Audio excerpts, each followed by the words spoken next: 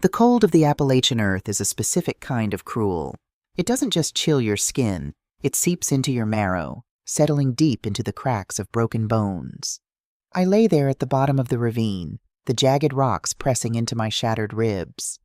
The metallic taste of my own blood pooled in the back of my throat, thick and warm, contrasting sharply with the biting night air. Above me, the sky was a canopy of indifferent, glittering stars, framed by the jagged silhouettes of pine trees that seemed to peer down at our broken bodies. To my left, I could hear the ragged, wet sound of my husband's breathing. Marcus, my rock for over 40 years. His chest rose and fell in shallow, agonizing hitches. I wanted to reach out to him, to hold his grease-stained, calloused hand one last time, but my left arm refused to move. It lay bent at a grotesque angle, numb and useless. "If they come down here," Marcus had whispered to me just moments ago, his voice bubbling with blood. "Don't move, Blake. Play dead." I closed my eyes, letting the darkness consume me, but my mind was screaming. How did we get here? How does a mother end up bleeding out in the dirt, pushed to the edge of death by the very child she carried in her womb? The answer didn't begin on the edge of that cliff. The true fall began 3 months earlier, in the warmth of my own kitchen, surrounded by the deceptive comfort of family. 3 months ago, my world was exactly as I had built it. Safe, predictable, and smelling of collard greens and smoked turkey. It was the first Sunday of October. The afternoon sun poured through the sheer curtains of our dining room, casting a golden glow over the oak table Marcus had bought for our 10th anniversary. I had spent the morning the way I had spent 1,000 mornings before, up at 6 a.m., getting the roast in the oven, seasoning the greens, and making sure the cornbread had that perfect golden brown crust. For 40 years, this house had been our sanctuary. I had worked on my feet for decades, running Blake's Crown and Glory, a small but busy hair salon downtown, listening to the gossip, the heartbreaks, and the triumphs of half the women in our neighborhood. Marcus had spent his life under the hoods of broken-down Fords and Chevys at his auto repair shop. We didn't have a lot in the beginning, but we built a life. We paid off our mortgage. We built a nest egg. We built what they call generational wealth, a foundation so our children wouldn't have to start from zero the way we did. But as I set the good china on the table, my eyes drifted, as they always did, to the empty chair at the far end. Jamal, my firstborn. It had been 25 years since the police knocked on our door in the middle of the night to tell us Jamal had slipped and fallen into the river gorge. 25 years, and the grief still hit me sometimes like a physical blow to the chest. He was only 22, bright, protective, and so full of fire. When we lost Jamal, a part of this house went silent forever. "Stop staring at that chair, Blake. He's resting." Marcus's voice pulled me from my thoughts. He came up behind me, wrapping his strong, thick arms around my waist, pressing a kiss to the silver hair at my temple. Even at 65, with a bad knee and gray in his beard, he was still the most handsome man I knew. "I know, baby," I murmured, leaning back into his solid chest. "I just miss him, especially on Sundays." Before Marcus could reply, the heavy thud of a car door slamming echoed from the driveway, followed by the sharp, rhythmic clicking of high heels on our concrete walkway. "Speak of the devil," Marcus muttered, his embrace loosening. "And the devil's wife." Dion walked through the front door like he owned the place, wearing a custom-tailored navy suit that cost more than Marcus made in a month back in the day. Dion was our youngest, handsome, charming, with a smile that could talk a starving dog off a meat truck. He was a real estate developer, or so he claimed. He was always talking about syndications, leveraging assets, and market acquisitions. Trailing right behind him was Chloe. She was wearing a beige silk blouse that looked effortlessly expensive, holding a bottle of wine and an organic pecan pie she probably bought at a high-end bakery and put into her own dish. "Mama!" Dion boomed, enveloping me in a hug smelling of expensive cologne and peppermint. "It smells like heaven in here." "Hi, Mother Blake," Chloe chimed in, offering her sweet, practiced smile. Her voice was always soft, almost melodic, like a kindergarten teacher. She hugged me, but her hugs were always light, barely making contact, as if she was afraid my flour-dusted apron would ruin her silk. "Dinner is almost ready," I said, forcing a warm smile. "Go sit with your father." Dinner was a masterclass in tension disguised as polite conversation.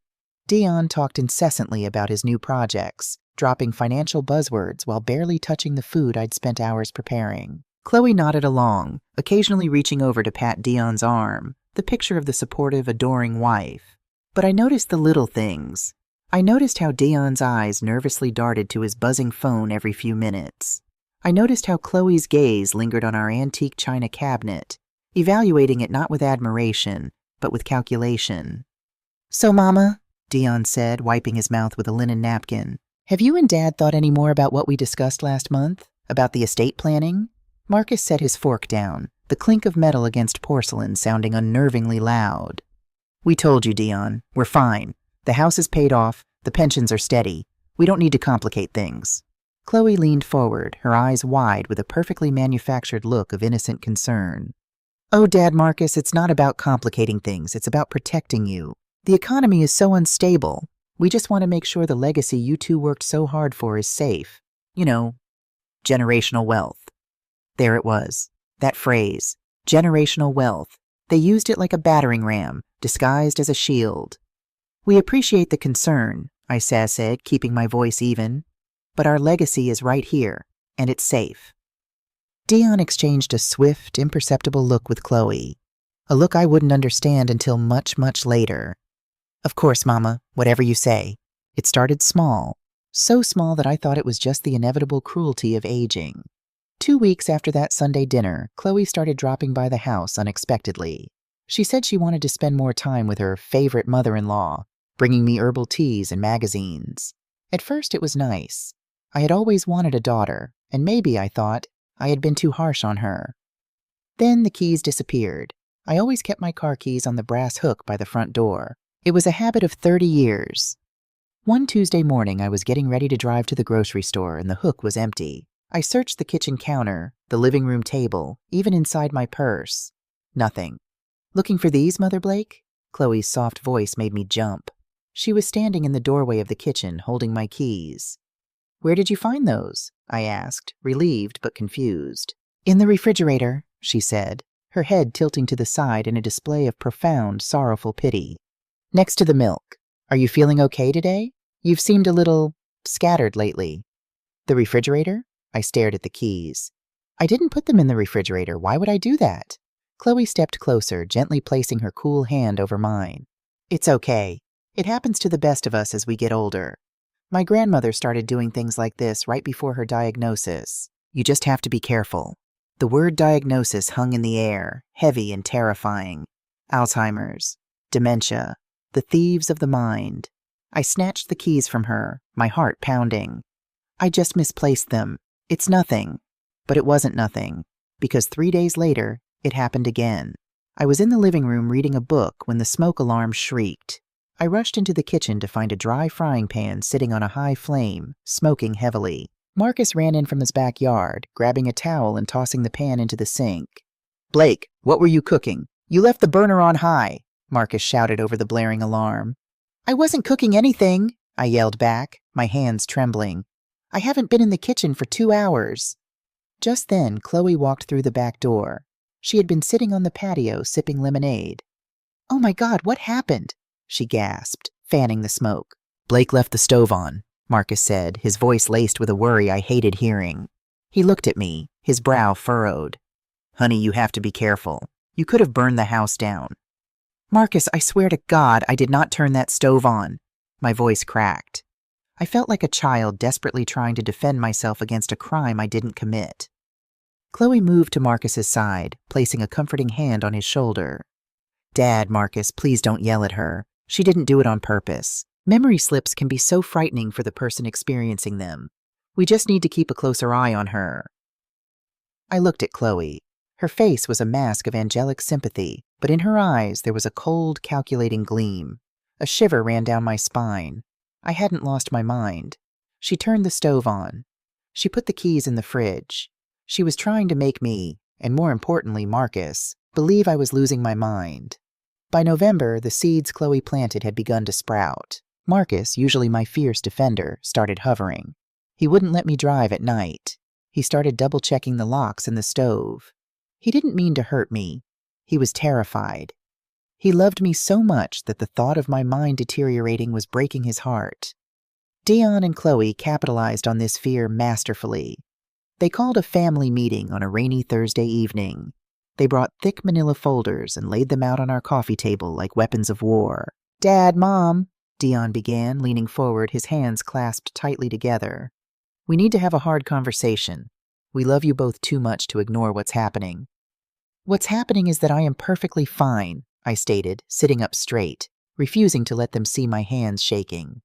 "Blake, please," Marcus murmured, patting my knee. "Let's just listen." "Mom's memory slips are getting worse," Dion continued, speaking to Marcus as if I wasn't even in the room. "And God forbid if she wanders off or gets hurt, or if she needs to be placed in an assisted care facility, the state could seize your assets to pay for it. The house, the savings, the retirement funds, everything you built could be wiped out by medical bills." "What are you suggesting?" Marcus asked, his voice tight. Chloe slid a heavy document across the table. It was stamped with blue legal ink. "A durable power of attorney for finances and health care," she said softly. "It just transfers the legal decision-making to Dion. If anything happens to either of you, Dion can protect the assets. He can hide the money in legal trusts so the government can't touch it. He can ensure you get the best medical care without bankrupting the estate." I stared at the thick stack of papers. Power of attorney. It meant giving up control. It meant handing over the keys to my life, my home, my bank accounts, to a son who had suddenly become obsessed with my mortality. "I am not signing over my life to you," I said, my voice rising, finding its strength. "I have my right mind. I know exactly what day it is. I know who the president is, and I know when someone is trying to hustle me." "Mom, you're being paranoid," Dion snapped, a flash of genuine anger breaking through his smooth veneer. "This is exactly what the doctors warn about. Paranoia is a symptom. I am trying to save your legacy." "Dion, lower your voice to your mother," Marcus commanded, his protective instincts overriding his fear. He looked at the papers, then pushed them back across the table. "We are not signing anything today. We need time to think." Dion's jaw tightened.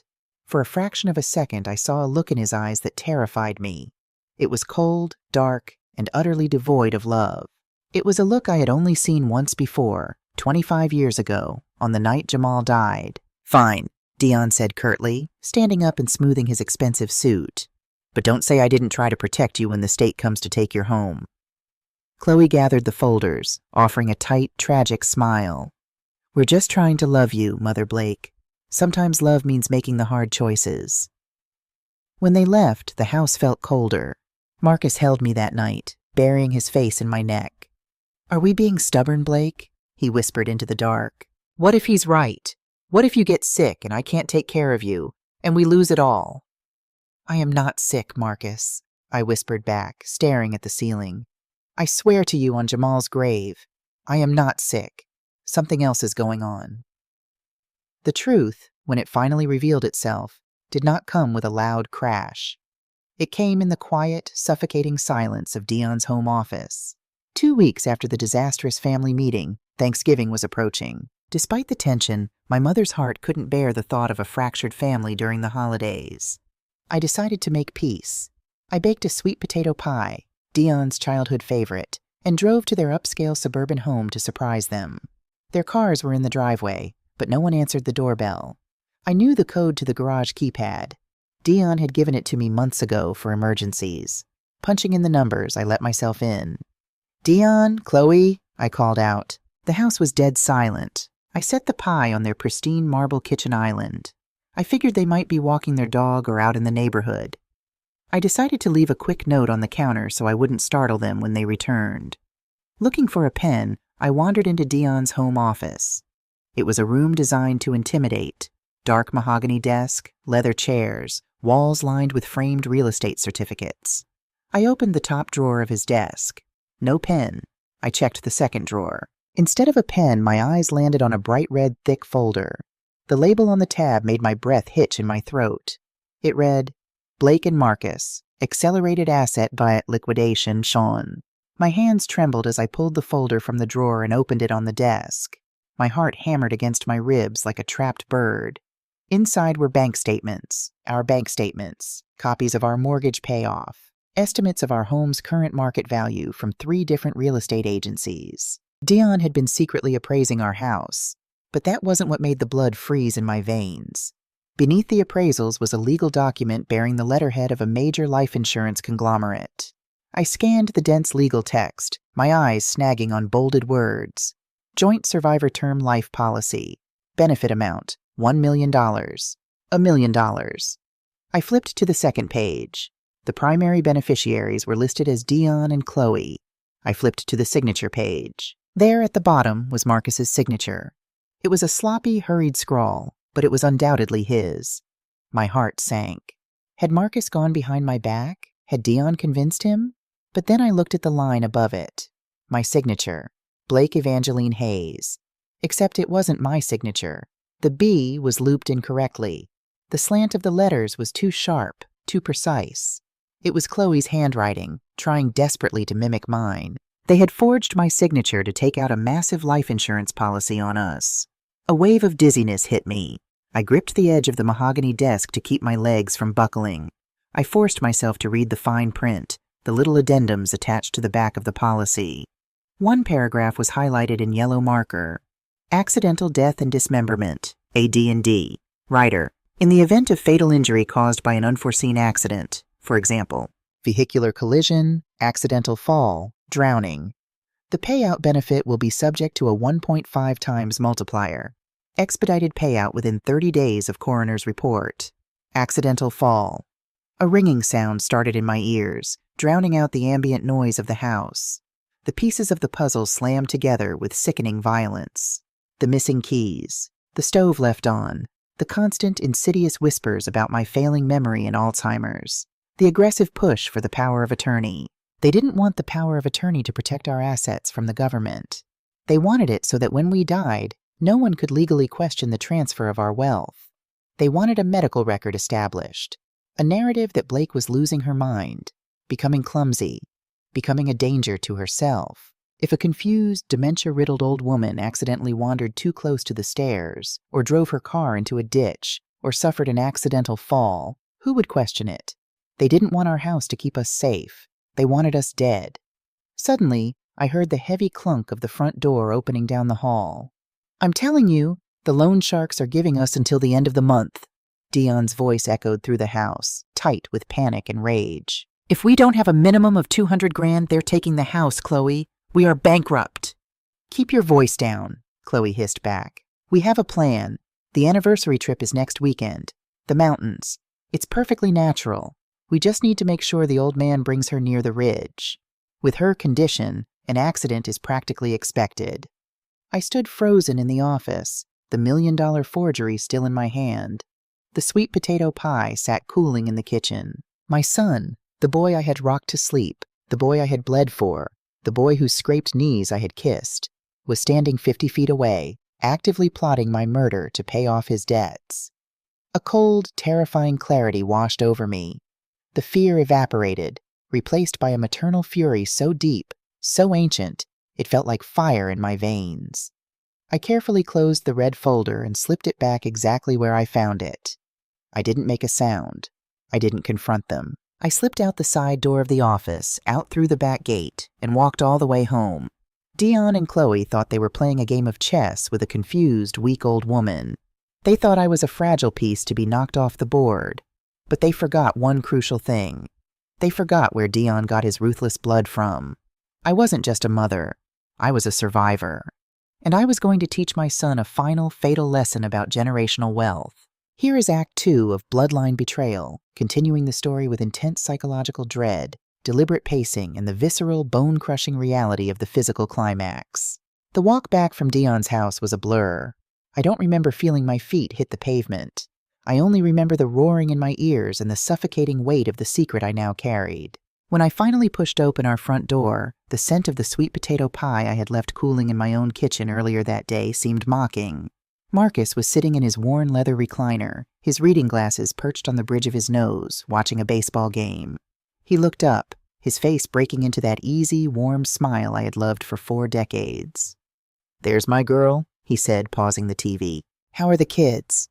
I stood in the entryway, my coat still on, my hands shaking so violently I had to grip the edge of the console table. I couldn't sugarcoat it. I couldn't ease him into the nightmare. "Marcus," I said, my voice cracking. They're going to kill us." For a long moment, the only sound in the room was the hum of the refrigerator.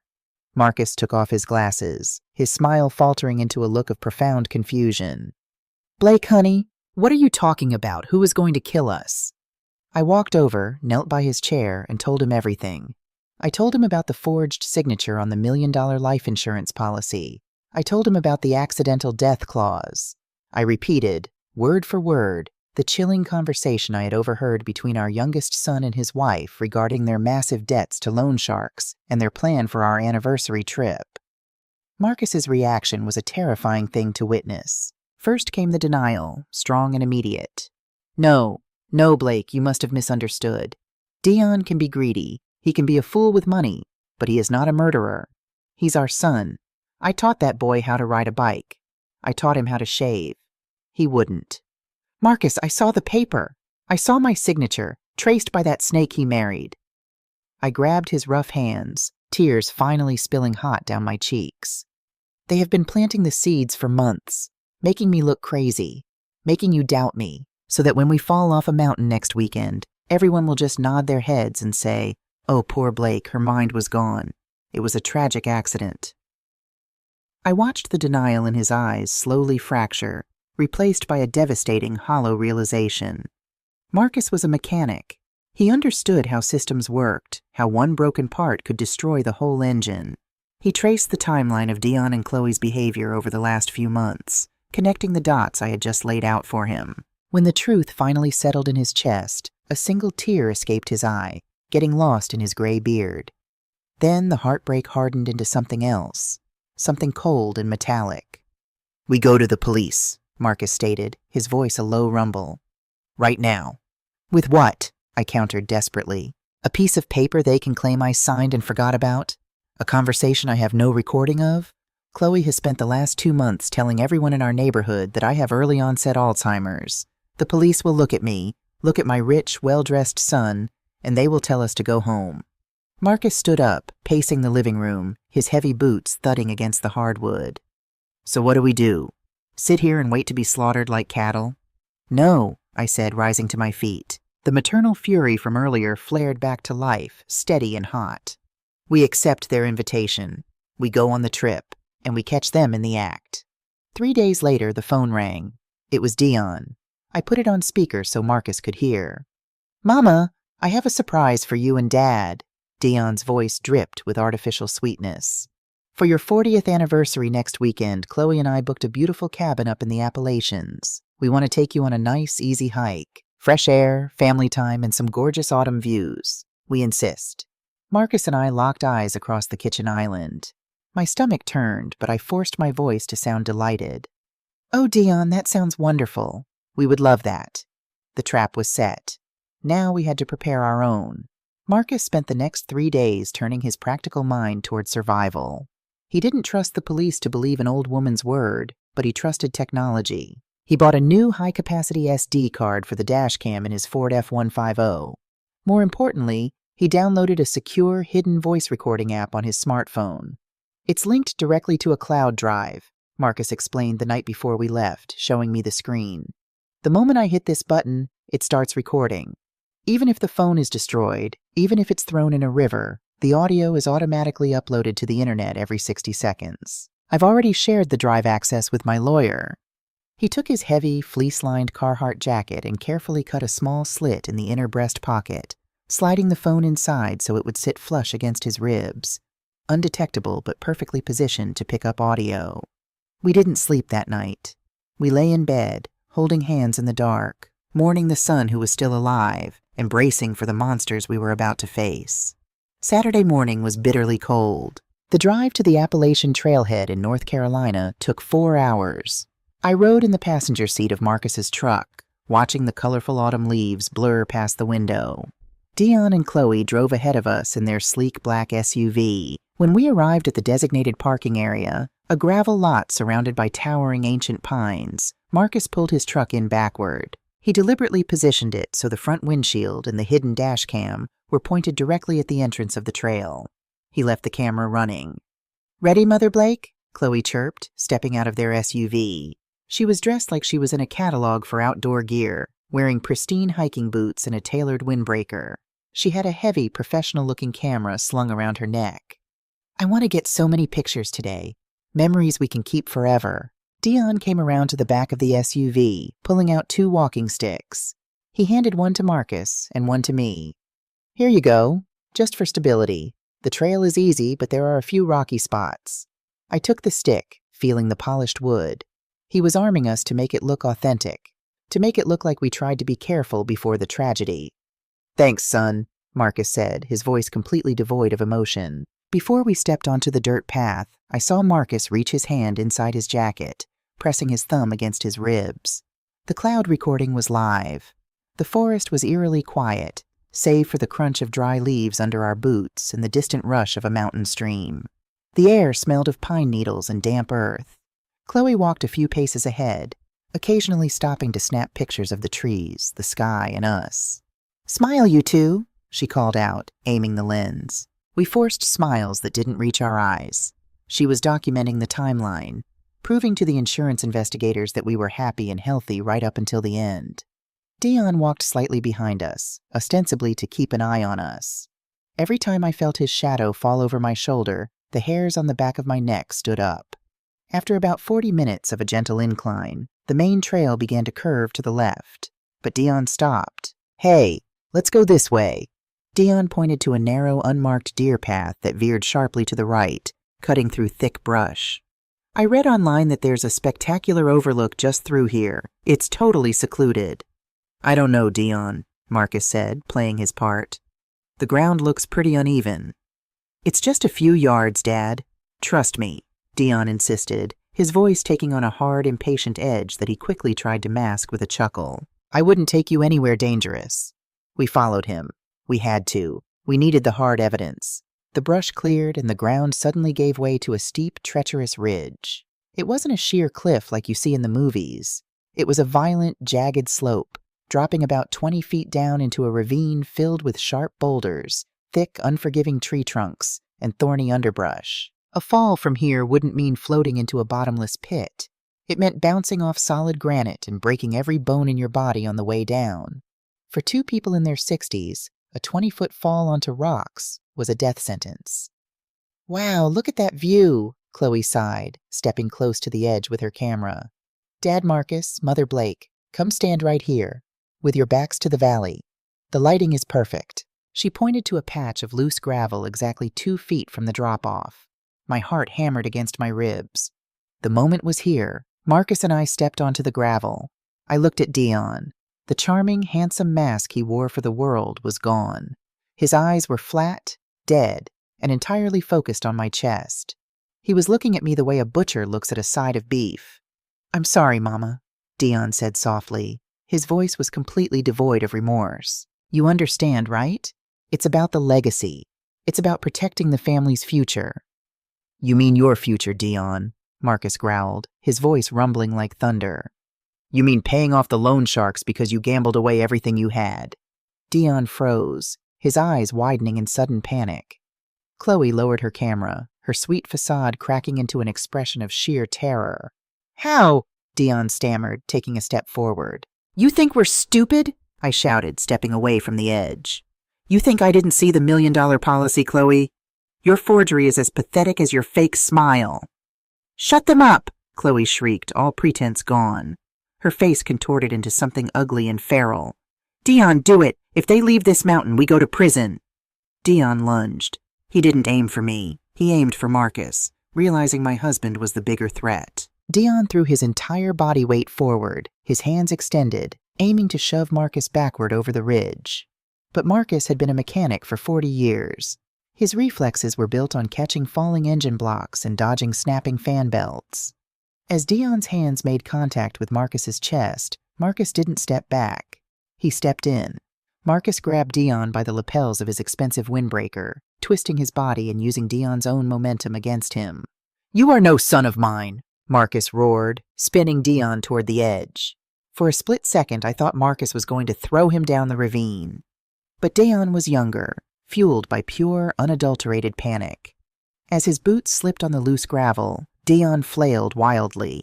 His heavy hand caught Marcus square in the jaw. The sound was a sickening crack. Marcus stumbled backward, disoriented. "No!" I screamed, lunging forward with my walking stick, aiming a vicious swing at Dion's head. The heavy wood connected with his temple, splitting the skin. Dion howled in pain, but Chloe had moved behind me. I felt 2 hands slam violently into the center of my back. The ground vanished beneath my feet. Time didn't slow down. It sped up into a chaotic blur of sky, rock, and terror.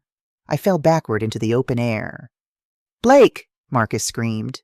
I saw Marcus dive toward the edge, trying to grab my flailing arm. But as he reached for me, Dion, recovering from the blow to his head, kicked Marcus squarely in the chest. Marcus tumbled over the ridge, falling right after me. The impact was immediate and brutal. I hit a sloping shelf of granite shoulder first. I heard the bone in my left arm snap with a sound like a dry branch breaking in winter. The pain was blinding, a white-hot flash of agony that stole the breath from my lungs. But I didn't stop falling. My body rolled, tearing through thick, thorny brush that ripped at my clothes and skin. I smashed into a thick pine trunk, the impact shattering 2 of my ribs. I finally came to a halt at the bottom of the ravine, wedged between 2 moss-covered boulders. A second later, I heard the heavy, sickening thud of Marcus's body hitting the ground a few yards away, followed by an agonizing groan. I lay there, staring up at the sliver of gray sky visible through the canopy. Blood ran into my eyes, stinging sharply. Every breath felt like inhaling broken glass. I couldn't move my left arm. I couldn't feel my right leg. But I was alive. I turned my head, fighting through waves of nausea. Marcus was lying on his side, his leg twisted at an unnatural angle. Blood was pooling beneath his head. "Marcus," I choked out, a wet, rattling sound. He weakly opened his eyes. He tried to speak, but only coughed up a splatter of blood. He managed to lift his right hand, placing a single finger over his lips. Silence. From 20 feet above us, at the top of the jagged ridge, we heard the crunch of boots on gravel. "Are they dead?" Chloe's voice floated down, trembling but laced with an undeniable undercurrent of relief. "I can't see the bottom," Dion's voice replied, panting heavily. "But they fell 20 feet onto solid rock. The old man took a nasty hit to the head. They're done." "Should we go down and check?" "No," Dion snapped. "The slopes are too unstable and I'm bleeding. We don't want to leave our DNA down there anyway." I gritted my teeth against the pain, forcing my lungs to take tiny, silent sips of air. We had survived the fall. Now we had to survive the aftermath. I waited for them to run, to go back to the car and call the authorities to play their part as the grieving children. But Dion didn't leave immediately. Through the sparse branches, I saw Dion's silhouette crouch near the edge of the cliff. He reached into his pocket and pulled out a folded piece of crisp, white paper. "What are you doing?" Chloe asked. "Securing the narrative," Dion said coldly. He placed the paper carefully on a flat rock near the edge where we had stood. Then he picked up the wooden walking stick Marcus had dropped during the struggle and laid it heavily across the paper so the wind wouldn't blow it away. "A suicide note?" Chloe whispered, reading over his shoulder. "Printed it from Dad's computer last week," Dion stated. "It explains how Mama couldn't bear the thought of losing her mind to Alzheimer's, and how Dad couldn't bear to live without her.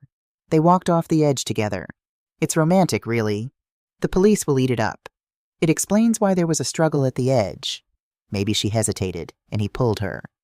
It covers all our bases." A fresh wave of horror washed over me, colder than the mountain earth beneath my broken body. They weren't just taking our lives and our money. Dion was stealing our dignity.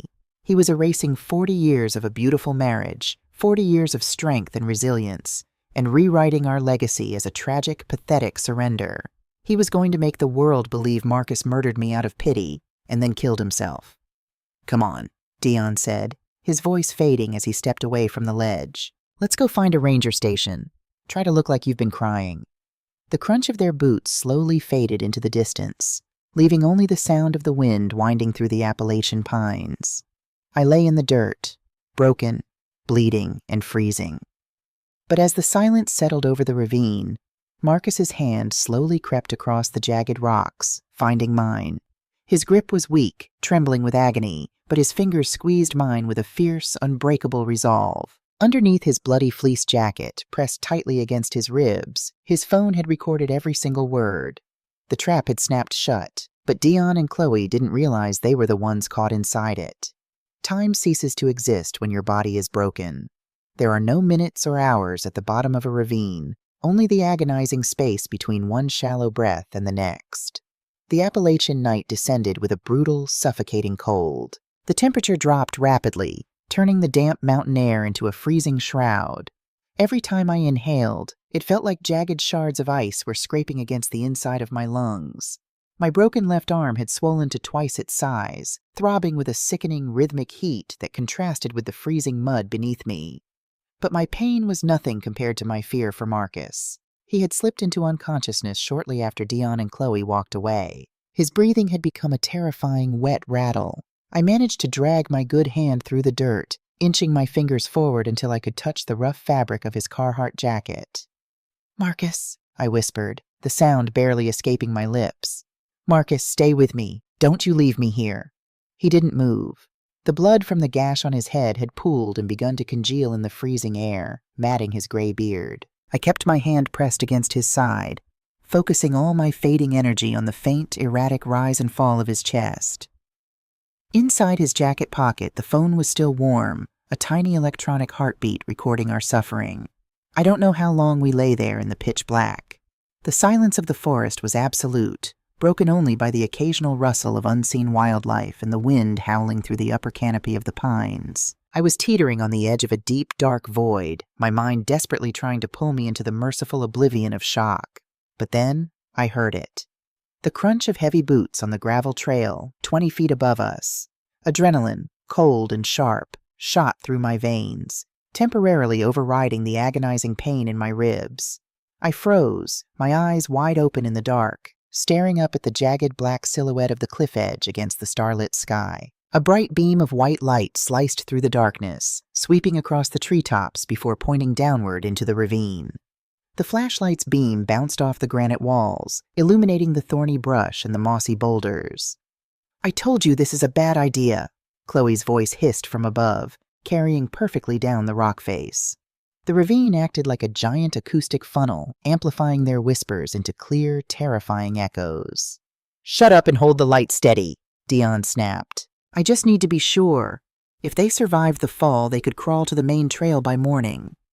"Crawl? Dion, it's a 20-foot drop onto solid rock. They are in their 60s. Chloe's voice was high-pitched, frantic, entirely stripped of its usual sweet veneer. "We should be at the ranger station right now, crying our eyes out." "We go to the rangers when I say we go," Dion growled. The beam of light swept closer to where we lay. I closed my eyes, slackened my jaw, and forced my chest to remain absolutely still. I held my breath until my lungs screamed for oxygen. The light hit my face. Even through my closed eyelids, it was blindingly bright. "There," Dion said, his voice echoing down to us. "Look at them. The old man is face down in a pool of his own blood. Mama's bent backward over a rock. They're dead, Chloe." "Are you sure?" Chloe whimpered. Her panic was entirely selfish. She wasn't mourning us. She was terrified of the electric chair. "What if they wake up? What if they survive? Like Jamal almost did?" The name hung in the freezing air like a curse. My heart stopped. "Jamal didn't survive," Dion spat, the words dripping with a venom that chilled me deeper than the mountain frost. "But he dragged himself half a mile before he bled out, Dion. The police said so," Chloe argued hysterically. "You pushed him into the river gorge and he still almost made it to the highway. If your father wakes up—" "My father is not waking up," Dion interrupted, his voice rising in an ugly defensive snarl. "And Jamal was a 22-year-old athlete. I had to push Jamal because he found out I was skimming money from the auto shop's safe to pay my bookie. He was going to snitch to Dad. I couldn't let him ruin me then, and I'm not letting these two ruin me now. I pushed him, I pushed them, and it's over. The problem is solved." In the darkness, beneath the dirt and the blood, a tear slipped from the corner of my eye. Twist 3. For 25 years, Marcus and I had blamed ourselves. We had agonized over what we could have done differently, why Jamal had been walking near the gorge that night, why God had taken our firstborn in a senseless accident. It was never an accident.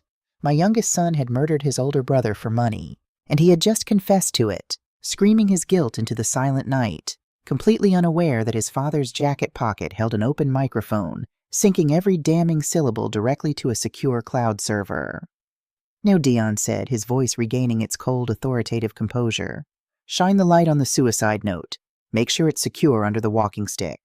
Then we run back to the SUV, we mess up our hair, and we call 911 in a total panic." The light shifted away from us, resting on the top of the cliff for a moment before clicking off. The crunch of boots faded rapidly into the distance. They were gone. I let out the breath I had been holding in a ragged, agonizing gasp. The pain in my chest was excruciating, but it was eclipsed by a maternal rage so pure, so absolute, it felt holy. Dion had not just stolen my money or attempted to take my life. He had slaughtered my firstborn. "Marcus," I whispered into the dark, my voice trembling with a ferocious new strength. "Hold on. Please hold on. We caught him, baby. We caught the monster." The next few hours were a blurred nightmare of hypothermia and fading consciousness. The black sky slowly bruised into a deep purple, and then a pale, icy blue. Morning had arrived, bringing light, but no warmth. I was drifting away. The pain had morphed into a dull, heavy numbness. I couldn't feel my fingers or toes. I remember thinking about my kitchen, about the smell of sweet potato pie and the warmth of the oven. I was ready to close my eyes and let the cold take me. Then a sharp, frantic sound pierced the silence. Woof, woof, woof. A golden retriever, wearing a bright orange harness, bounded through the thick brush at the bottom of the ravine. The dog slid on the loose dirt, coming to a halt inches from my face. It sniffed my cheek, let out a loud whine, and began barking furiously up toward the trail. "Buster, get back here," a distant voice called out. "Help!" I tried to scream, but it came out as a pathetic, dry croak. Moments later, a man in hiking gear pushed through the brush. He froze when he saw us, his face draining of color. "Oh my God! Sarah, call 911. We have 2 bodies down here. Wait, the woman is looking at me." The hiker dropped to his knees beside me, his hands hovering as if afraid to touch me. Ma'am, can you hear me? Don't move. Help is coming." "My husband," I rasped, my eyes rolling toward Marcus. "The jacket. Phone." "Don't speak," the man urged, taking off his own thick fleece and laying it over my shivering body. "Just hold on." What followed was a chaotic symphony of sirens, shouting voices, and the deafening roar of a helicopter overhead. Paramedics descended into the ravine using ropes and climbing gear. They strapped heavy cervical collars around our necks and slid rigid backboards underneath us. When they rolled Marcus onto the board, he didn't make a sound. His face was ashen, his lips tinted a terrifying shade of blue. "Pulse is thready! We're losing him!" a paramedic shouted over the noise of the chopper blades. "Get the winch ready! We need to airlift him now!" As they strapped me into the rescue basket and the winch began to pull me up into the sky, I looked down at the ravine one last time. We had survived the fall, but the true battle was just beginning. I woke up to the rhythmic synthetic beep of a heart monitor and the harsh glare of fluorescent hospital lights piercing my eyelids. I didn't open my eyes immediately. I took inventory of my body.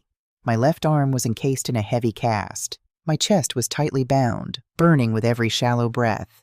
I had an IV needle in the back of my right hand and a nasal cannula feeding pure oxygen into my nostrils. I was heavy with painkillers, my mind floating in a cloudy haze. Slowly, I cracked my eyelids open just a fraction. I was in a private room in the intensive care unit. The walls were sterile white. Through the glass window of the door, I could see nurses moving quickly down the hallway. "Her vitals are stabilizing," a male voice said. I opened my eyes a tiny bit more and saw a doctor holding a clipboard, speaking to someone standing at the foot of my bed. "And her cognitive function?" It was Dion. His voice was thick with manufactured grief. "Doctor, please give it to me straight. My mother, she was already suffering from severe dementia before the accident. Will she wake up?" "Mr. Hayes, your mother suffered severe blunt force trauma, multiple fractures, and prolonged hypothermia," the doctor explained gently. "She is currently in a medically induced coma to help her brain heal. Given her age and her pre-existing cognitive decline, which you mentioned, it is very possible she may not regain full consciousness. She might remain in a vegetative state." "Oh, God!"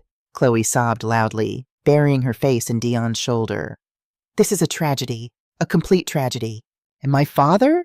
Dion asked, his voice cracking perfectly on the word father. "Your father is in the surgical wing. They are attempting to relieve the swelling in his brain. He is in critical condition. I am so sorry, Mr. Hayes. We are doing everything we can. The doctor patted Dion's arm sympathetically and walked out of the room, closing the heavy glass door behind him. The click of the latch echoed in the quiet room. Instantly, the sobbing stopped. I kept my eyes shut, my breathing perfectly even, mimicking the slow, steady rhythm of the machine beside me. Well, Dion sighed, the grief entirely vanishing from his tone, replaced by cold annoyance. That didn't go exactly as planned. They're tougher than they look. Are you kidding me, Dion? Chloe hissed, stepping closer to the side of my bed. This is a disaster. The insurance company won't pay out on a vegetative state. They only pay out on accidental death. We need the $1 million now. The guys you owe money to aren't going to wait for her to slowly die on a ventilator. Keep your voice down, Dion snapped. I felt his presence move to the other side of my bed. He leaned over me. I could smell the stale coffee on his breath. They found the suicide note. The police are treating it as an attempted murder-suicide. Dad tried to kill her and jump with her. As long as they don't wake up and talk, we are legally clear. Are you sure she's out? Chloe asked, her voice laced with paranoia. What if she can hear us right now? She's in a coma, Chloe. Her brain is mush. I want to be sure. I felt Chloe's warm breath near my ear. Suddenly, a sharp, excruciating pain shot through the tender flesh of my inner bicep. Chloe had pinched a small piece of my skin between her manicured acrylic nails and was twisting it violently. Every nerve in my body screamed to react. I wanted to shoot my right hand out, grab her by the throat, and strangle the life out of her. I wanted to open my eyes and watch the terror wash over her face. But I knew the rules of survival. If I woke up now, if I showed them I was lucid, I would be a dead woman. They would find a way to slip something into my IV. They would smother me with a pillow the moment the nurses changed shifts. They needed me dead for the money, and they needed me silent for their freedom. I channeled every ounce of my willpower. I forced my heart rate to remain steady, completely ignoring the burning agony in my arm. I kept my facial muscles slack, my breathing mechanical. Chloe dug her nails in deeper, breaking the skin. I didn't flinch. See? Dion said impatiently. She's a vegetable. Stop wasting time. We need to go talk to the social worker about moving her to a long-term hospice facility. Somewhere cheap. Somewhere that won't ask questions if she suddenly stops breathing. Chloe let go of my arm. Fine. But what about your dad? The doctor said he's in surgery. Dad is an old mechanic with a fractured skull. He won't make it off the operating table. And even if he does, I have his medical power of attorney. Dion's voice grew impossibly dark. I'll authorize a do not resuscitate order. The next time his heart stops, they let him go. They stood over me for one more moment. Goodbye, Mama, Dion whispered, his tone dripping with mockery. You should have just signed the papers at the dining table. It would have been a lot less painful for everyone. I listened to their footsteps retreat. The heavy glass door slid open and I heard Chloe's voice immediately shift back into a theatrical sob as she greeted a passing nurse. When the door clicked shut again, I was finally alone. I slowly opened my eyes. The blinding hospital light didn't bother me anymore. I looked down at my right arm. A small trickle of blood was seeping from the half-moon cuts Chloe's nails had left behind. I didn't feel the pain anymore.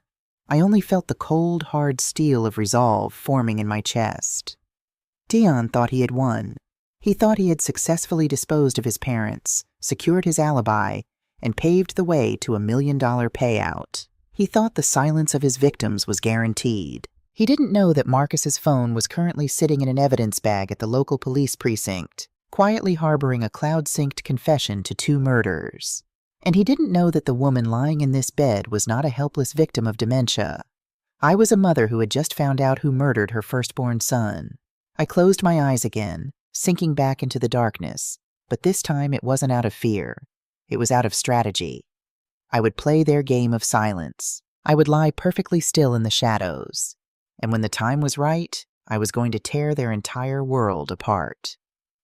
The intensive care unit at night is a purgatory of artificial sounds. The hiss of the ventilator, the rhythmic high-pitched ping of the heart monitors, the squeak of rubber-soled shoes on linoleum floors.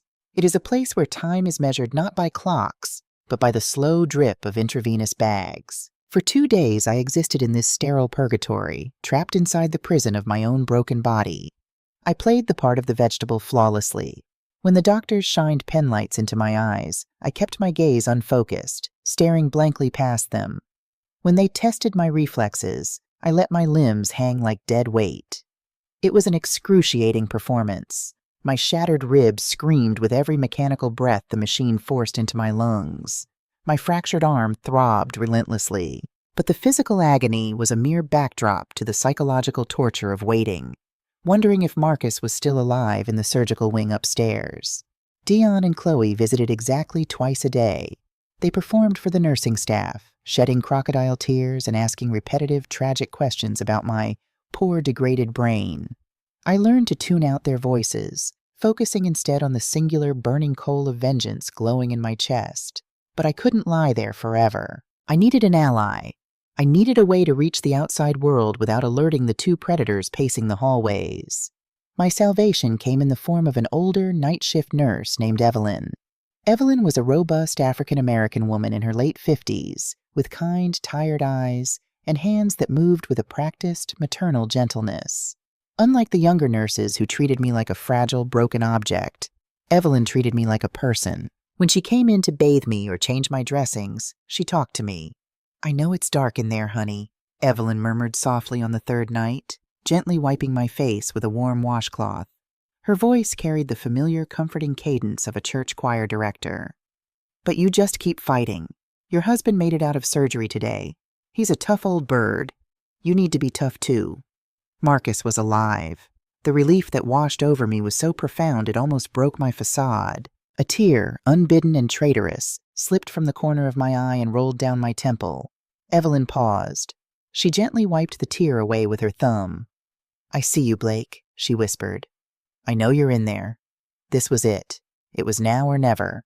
As Evelyn reached down to check the IV line on the back of my right hand, my good hand, I concentrated every ounce of my remaining strength into my index finger. I tapped her wrist. 1, 2, 3. Evelyn froze. Her breath hitched. She didn't pull her hand away. I waited 3 seconds, and then I did it again. Firm, deliberate, rhythmic. 1, 2, 3.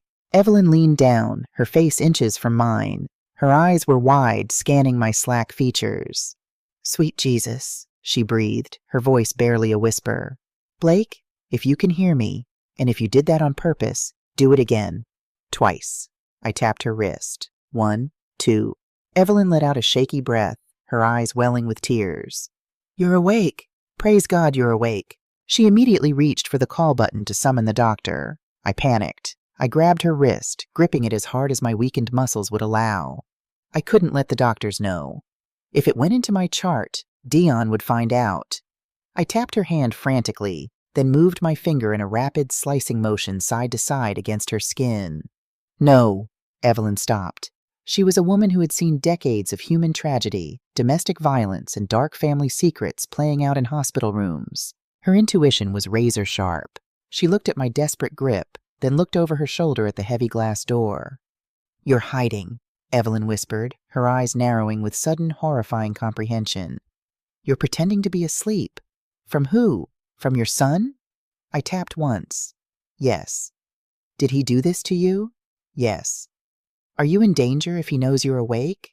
"Yes." Evelyn's face hardened. The warm maternal nurse vanished, replaced by a fierce, uncompromising protector. "Okay," she said, her voice dropping to a low, steady register. "I won't tell the doctors. I won't put it in your chart. But I am getting the police. Not the beat cops. I know a detective. A good man. You just hold on, Blake. I've got you." 2 hours later, the door to my ICU room slid open. I expected Evelyn to return with the detective. Instead, the heavy, expensive scent of Dion's cologne wafted into the room, followed by the clicking of Chloe's heels. They thought it was safe. It was 2 a.m., the floor was quiet, and the vegetable was asleep. "I can't stall them anymore, Chloe," Dion hissed, pacing the small room like a trapped animal. The smooth, arrogant developer was completely gone. His voice was raw, fraying at the edges. "Ronnie's guys called me twice today. They know I'm at the hospital. They said if I don't have the 200 grand by Friday, they're coming for my kneecaps. Then they're coming for the house." "Then you need to press the doctor on the DNR," Chloe replied coldly.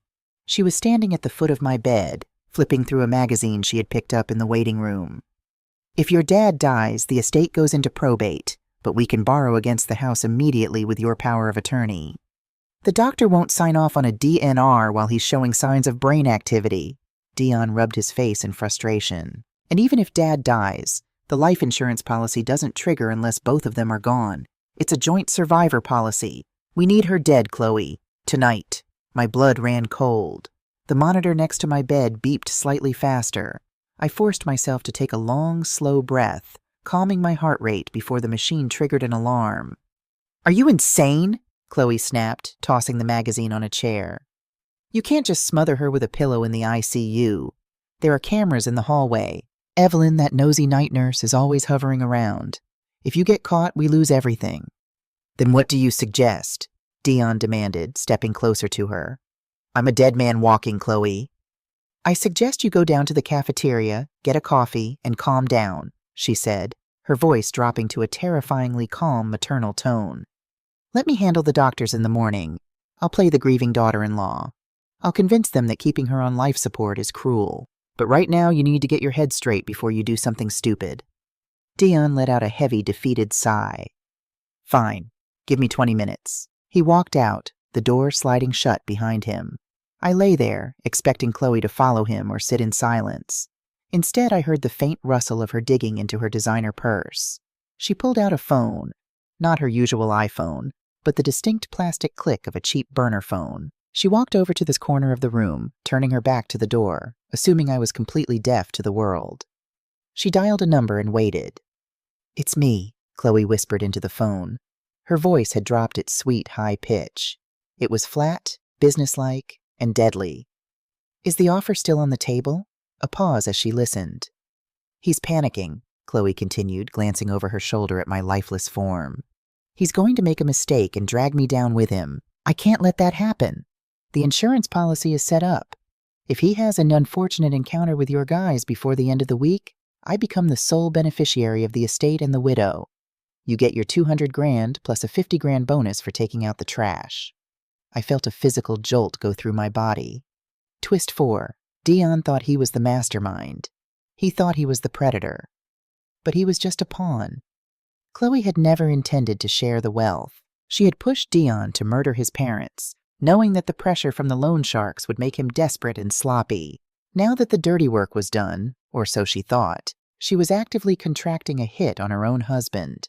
She wanted the $1 million insurance policy, our house, and our savings all for herself, entirely free of Dion's gambling debts. She was a black widow, spinning a web so thick Dion couldn't even see the silk wrapping around his throat. Make it look like a robbery gone wrong, Chloe instructed the loan shark on the other end. Do it outside his office, and make sure it's fatal. I don't want to be taking care of a cripple. She hung up, snapped the burner phone in half, and dropped the pieces into the biohazard bin near the sink. A moment later, she smoothed her blouse, put her sweet mask back on, and walked out of the room to find her doomed husband. 20 minutes later, the door slid open again. This time, it was Evelyn, and she brought company. A tall, broad-shouldered man in a rumpled suit stepped into the room. He had the weary, sharp eyes of a man who spent his life sifting through human garbage. He quietly closed the door and drew the blinds over the interior window, completely sealing us off from the hallway. Evelyn walked over and gently touched my shoulder. Blake, honey, it's safe. This is Detective Vance. You can open your eyes. It took a massive effort. My eyelids felt like sandpaper and the room was painfully bright. But as my eyes adjusted, I looked at the detective. Mrs. Hayes, Detective Vance said, his voice a low, gravelly baritone. Evelyn tells me you've been playing possum to stay alive. She says your son put you in here. I opened my mouth to speak. My throat was horribly dry, torn from the breathing tube they had removed a day earlier. Evelyn quickly brought a sponge soaked in water to my lips. I swallowed, wincing at the pain. Not just my son, I rasped, my voice sounding like crushed gravel. His wife, Chloe. They pushed us. Detective Vance pulled a small notepad from his breast pocket. His face remained professional, but I saw a flicker of intense anger in his eyes. Can you tell me exactly what happened, Mrs. Hayes? From the beginning. I told him. I spoke slowly, fighting through the exhaustion and the pain. I told him about the forged insurance documents. I told him about the trip to the cliff. I told him about Dion pushing Marcus and Chloe pushing me. They planted a fake suicide note, I wheezed, to make it look like Marcus did it. We found the note, Vance confirmed grimly. We were treating this as a murder-suicide attempt. Your testimony changes everything. But in a court of law, it's your word against theirs. A defense attorney will argue you're confused from the brain trauma. Do you have any proof? Any evidence? I managed a weak, painful smile. The moment had finally come. My husband's jacket, I whispered. A brown Carhartt.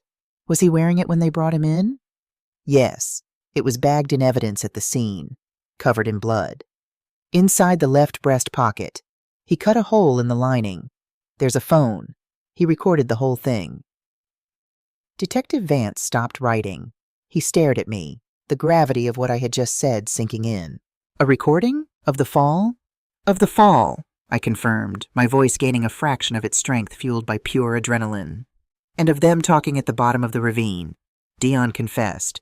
He confessed to pushing us. I paused, letting the final, heaviest truth drop into the room. And he confessed to murdering our firstborn son, Jamal, 25 years ago. Vance's pen dropped onto his notepad. Even Evelyn gasped, bringing a hand to her mouth. Jamal Hayes, Vance muttered, his mind working rapidly. Closed case, accidental fall, 1999. Reopen it, I demanded, looking the detective dead in the eye. It's all on the audio. Marcus linked it to a cloud drive. Even if the phone is broken, the file is out there. I'll get a warrant for the cloud drive immediately, Vance said, his demeanor shifting from investigator to a man on a mission. If what you're saying is on that tape, Mrs. Hayes, they will never see the outside of a prison cell. There's one more thing, I said, reaching out to grab Vance's sleeve. Chloe, she just made a phone call in this room, on a burner phone. She threw it in that biohazard bin. I pointed a shaking finger toward the sink. Vance walked over, donned a pair of latex gloves, and carefully fished out the snapped pieces of the plastic phone. He placed them in an evidence bag. She called Dion's loan sharks, I told him, relishing the look of shock on the detective's face. She hired them to kill Dion this week. She wants the insurance payout for herself. She's double-crossing him. Vance looked at the broken phone in the bag, then looked at me with a profound mixture of respect and disbelief.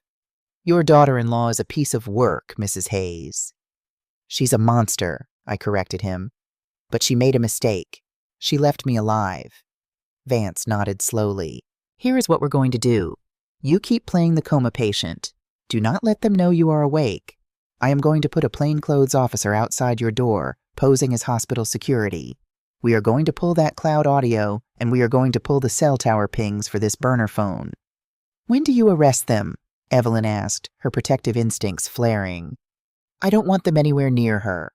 Soon, Vance promised. But I want the net airtight before I pull the string. I want them to feel safe right up until the moment I slap the cuffs on them. As Detective Vance slipped out of the room, Evelyn stayed by my side. She held my good hand, her thumb stroking my knuckles. You rest now, Blake, she whispered. The hard part is over. I closed my eyes, listening to the steady beep of my heart monitor. The hard part wasn't over. The physical pain was still there, a constant companion. The grief for Jamal, reopened and bleeding afresh, was a heavy stone in my chest. But for the first time since I found that red folder in Dion's office, the fear was gone. Dion and Chloe were predators, yes. They were vicious, greedy, and devoid of humanity. But they were arrogant. They thought they were hunting deer in the woods. They didn't realize they had stepped into the den of a lioness. And I was about to tear them to shreds. Here is the final act of bloodline betrayal. It brings the tension to its absolute peak, delivers the final crushing twist, and concludes the story with the satisfying emotional resolution your audience craves. The trap was set, but waiting for the jaws to snap shut was an agony all its own. For 2 more days I lay in that hospital bed, a silent sentinel in my own broken body. Detective Vance had been true to his word. A plainclothes officer dressed in hospital scrubs was stationed just outside my door, mopping the same stretch of hallway for hours at a time. Upstairs, Marcus had survived the grueling brain surgery. He was out of the woods but still heavily sedated. We were both alive, but the game wasn't over until Dion made his final move. The loan shark's deadline was Friday. I knew with the terrifying certainty of a mother who knows her son's darkest flaws that Dion wouldn't wait for Friday. He was a coward, and cowards act out of panic. It happened on Thursday night, just past 3 a.m. The hospital was tomb quiet. Outside, a heavy Appalachian rain lashed against the thick window panes of the ICU. Evelyn, my guardian angel in scrubs, had deliberately taken her break, leaving my room seemingly unattended. The heavy glass door slid open with a soft whoosh. I didn't open my eyes, but the scent gave him away instantly. The expensive peppermint cologne was gone, replaced by the sour metallic stench of stale sweat and sheer terror. Dion was unraveling.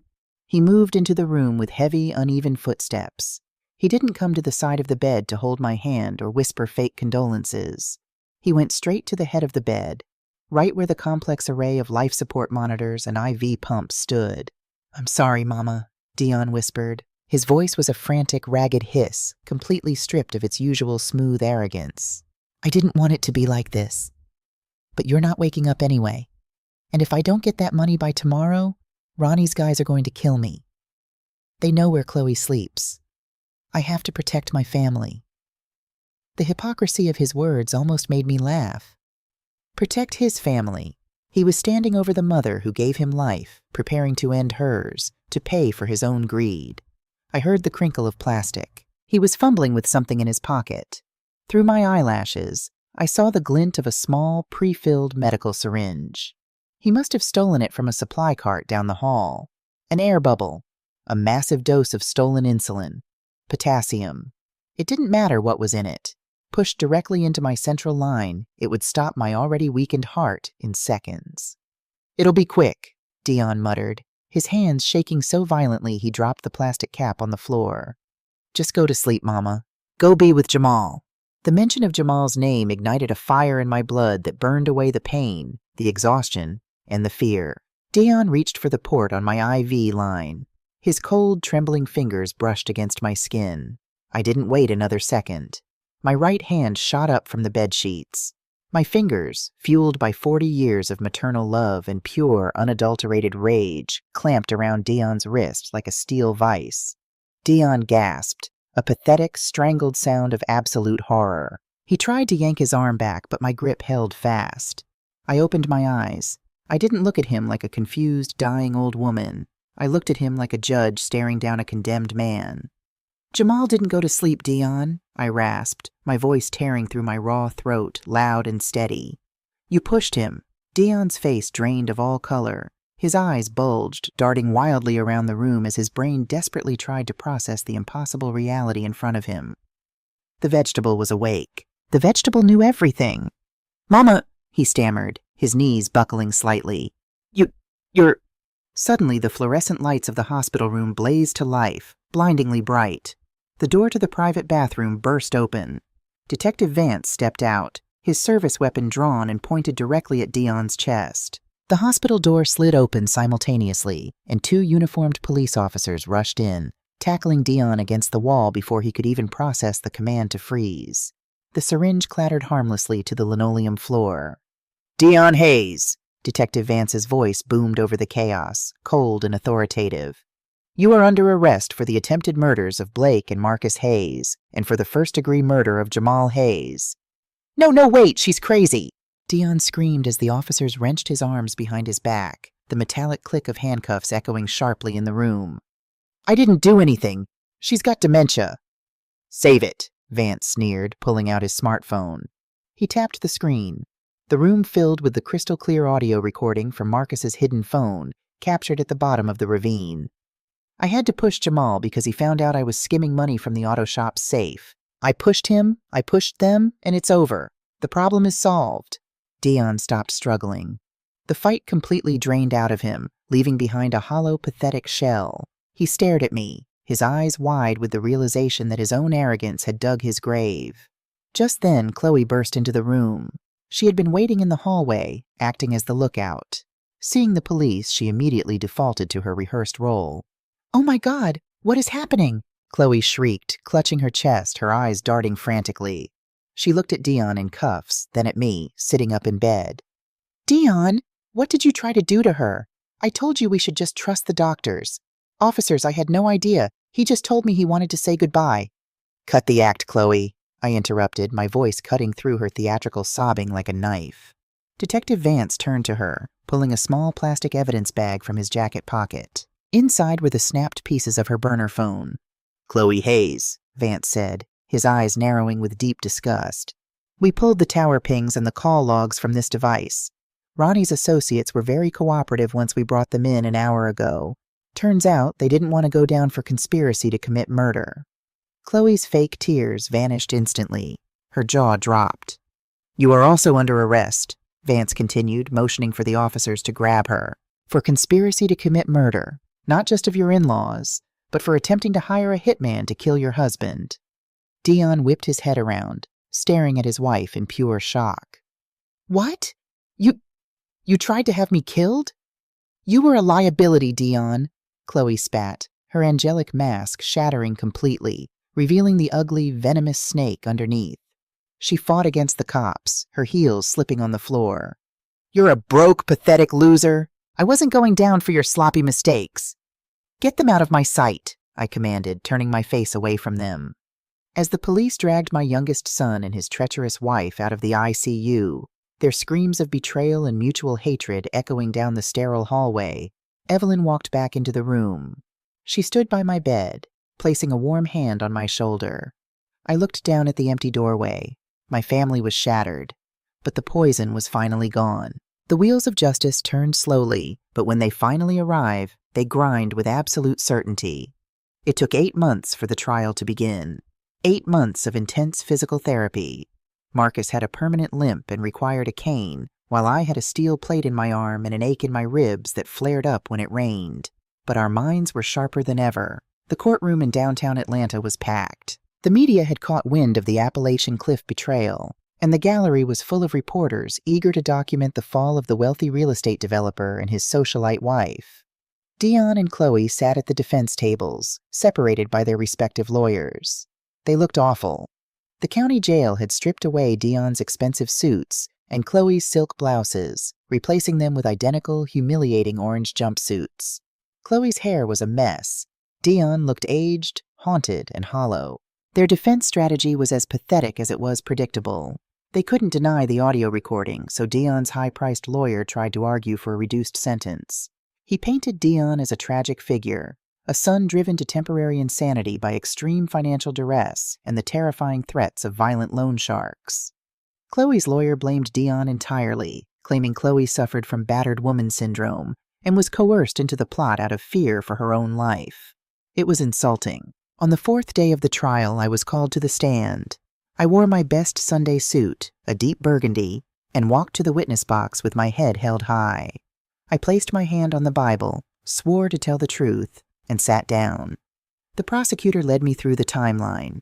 I answered clearly, staring directly at Dion and Chloe the entire time. I recounted the forged insurance document, the gaslighting, the terrifying fall, and the agonizing night at the bottom of the ravine. When the prosecutor finished, Dion's defense attorney stood up.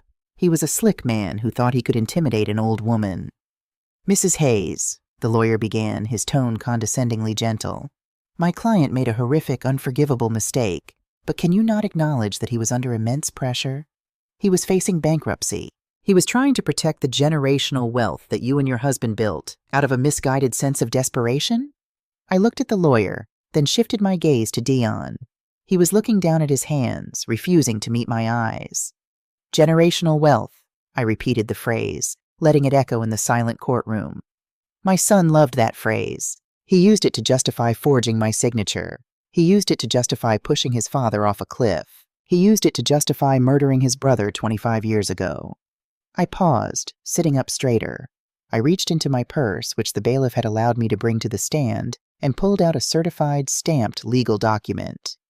But the greatest tragedy of this entire nightmare, I continued, my voice ringing out with absolute, devastating clarity, is that my son sold his soul and his freedom for absolutely nothing. A murmur rippled through the courtroom. The defense attorney frowned. What do you mean, Mrs. Hayes? I looked directly at Dion and Chloe. For the first time, Dion looked up, his brow furrowed in confusion. 2 weeks before the trip to the mountains, I said, After I found the forged life insurance policy in Dion's office, Marcus and I went to our attorney. We knew Dion was after the money, but we didn't yet have the hard proof to go to the police. So we protected the money the only way we knew how. I held up the legal document. We transferred every single asset we owned: the house, the savings accounts, the auto shop, the retirement funds, and the salon. We placed it all into an irrevocable blind trust. Dion's jaw went slack. Chloe gripped the edge of the defense table, her knuckles turning white. The sole beneficiaries of this trust, I continued, driving the final nail into their coffin, are our 2 grandchildren, Dion and Chloe's innocent kids. The trust is locked down tight by a corporate executor. Marcus and I don't even own our own house anymore. The trust does. Even if we had died at the bottom of that ravine, even if the insurance company paid out $1 million, Dion and Chloe would not have received a single solitary dime. The money bypassed them completely. They murdered and tried to murder for an estate that they had already been legally and permanently disinherited from. The courtroom erupted. Reporters furiously scribbled in their notebooks. The judge banged his gavel, shouting for order. But I didn't hear the noise. I only saw the look on Dion and Chloe's faces. It was a look of absolute, soul-crushing devastation. The realization hit them like a physical blow. All the planning, the lies, the forged documents, the cold nights in the ravine, the betrayal that cost them their family and their freedom, it was all for a prize that didn't even exist. They had destroyed their lives for a mirage. Dion buried his face in his hands, his shoulders heaving with ragged, pathetic sobs. Chloe stared at the wall, her eyes wide and vacant, her mind finally breaking under the weight of her own colossal failure. They had lost the game, and they had lost it before they even pushed us. Dion and Chloe were both found guilty on all counts. The judge showed no mercy, sentencing them both to consecutive life terms without the possibility of parole. They will die in prison, surrounded by cold concrete, far away from the wealth they coveted so deeply. 6 months after the trial ended, Autumn returned to Atlanta. It was Sunday afternoon. The sun poured through the sheer curtains of our dining room, casting that familiar golden glow over the oak table. The smell of roast turkey and collard greens filled the air.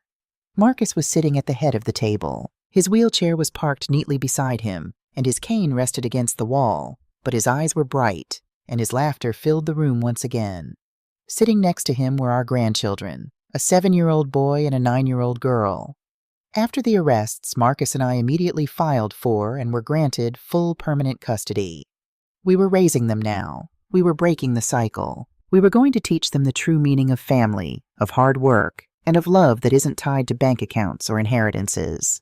I set the good china on the table, placing a large bowl of potato salad in the center. I looked down to the far end of the table. The chair was still there. But it didn't feel empty anymore. We had finally brought Jamal justice.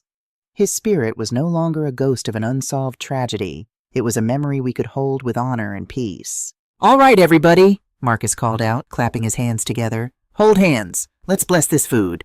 I sat down, taking Marcus's rough, warm hand in my right and my grandson's small, soft hand in my left. We bowed our heads. The house was safe, the legacy was protected, and the bloodline, though scarred, would heal.